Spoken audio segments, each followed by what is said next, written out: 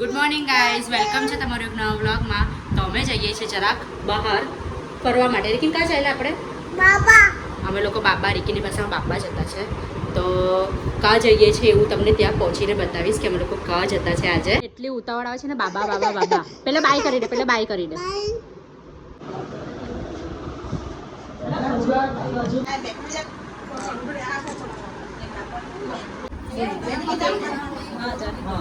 તો hello guys, હું આવી છું મારી માસીના ઘરે આજે અને રિકિનને સુડાવી દીધો છે મેં, કારણ કે રિકિનનો ટાઈમ થઈ ગયેલો હતો ઓવર, એટલે રિકિન જરાક પાછો છીડછીડમાં આવી ગયેલો હતો.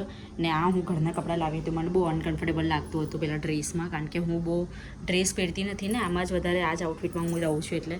એટલે હું ઘરેથી મારા માટે એનો જુગાડ કરીને જ આવી હતી કે ભાઈ મારો રિકિન સુઈ તો મેં એટલી વાર શું કરા, એટલે મારે સાંજ સુધી તો રોકાવાનું છે. એટલે મેં કીધું કે હું મારા ઘરના કપડાં લઈ જ લઉં. તો કંઈ નહીં, એકચ્યુઅલી અહીંયા શ્રીમંત પણ હતું ને મારે છે ને તે એક મારી બેનનો છોકરો આવ્યો હતો, મારે એને મળવાનું પણ હતું, તો એને મળી લીધું છે. એટલે હવે સાંજે પાછા પોતપોતાના ઘરે. ત્યાંથી આવીને ફટાફટ રસોઈનું કામ થઈ ગયું છે, કારણ કે રિકીને લાગશે ભૂખ.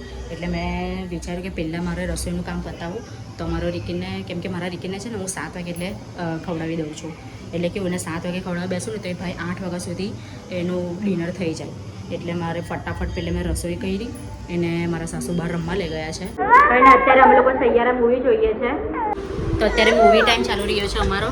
તો કંઈ નહીં, આ બ્લોગને હું હવે અહીંયા જ એન્ડ કરું છું, કારણ કે રિકિન નથી જઈ શૂટ કરાય. તો તમને બ્લોગ ગમ્યો હોય તો ચેનલને સબસ્ક્રાઈબ એન્ડ બ્લોગને લાઈક કરી દેજો અને સપોર્ટ કરતા રહેજો. બાય.